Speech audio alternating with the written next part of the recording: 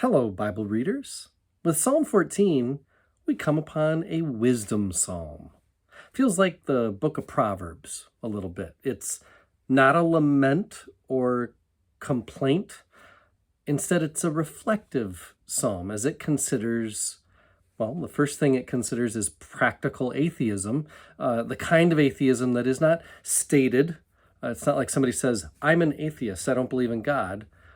No enemy, no character in Psalm 14 says I don't believe in God or that my actions should be given shape by a sense of love for neighbor or Torah law or whatever. Nobody outwardly, verbally just rejects all that. It's not that anyone says that out loud, but in verse 1 we're told, fools say in their hearts there is no God. Practical atheism is the sort that I think we know best, as many people in our own lives act like there is no God, but they are their own God.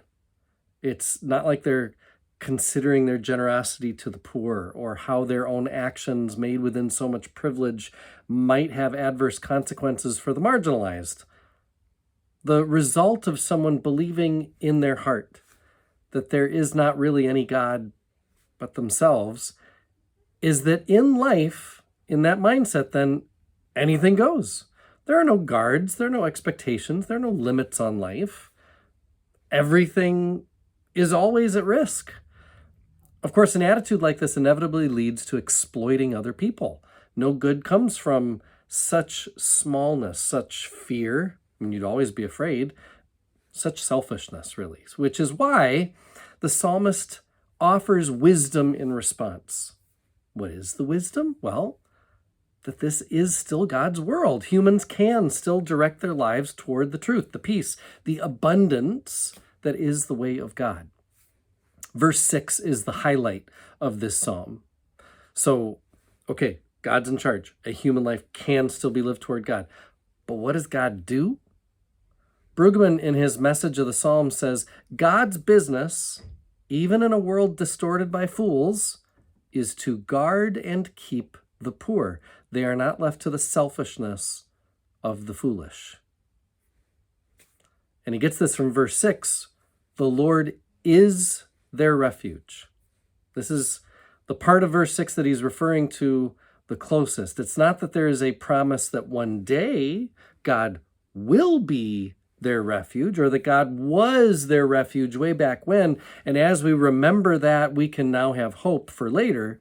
No. The psalmist says God is their refuge. So not only does Psalm 14 argue a theological point that God's rule survives fools who are practical atheists, but it also makes a claim that God's kind of rule is currently, like even in our context, a special kind of rule, one that gives refuge to the marginalized.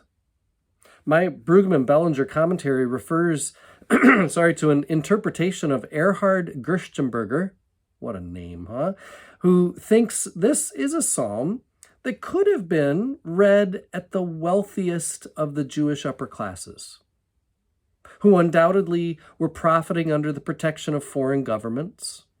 You know, Israel and Judah were usually, like almost always, operating within complex systems of power dynamics in their region, where they were giving tribute to this superpower or whatever, because they weren't the superpower. And if we're willing to think that a psalm could be included in the Psalter for socioeconomic reasons, well then, as we pray this psalm, we could think of the high-powered economic forces of globalization, for example, or the wealth gap among American racial groups being still so broad, or we could be thinking about how a handful of billionaires hold more wealth than more than half of our country combined. Praying Psalm 14 would move us to, in faith, believe that God is still in control, chooses to not suffer the fools among us, including ourselves at times, and is a refuge of the poor. I am one with my God. My God is with us, all of us, at all times and in all places.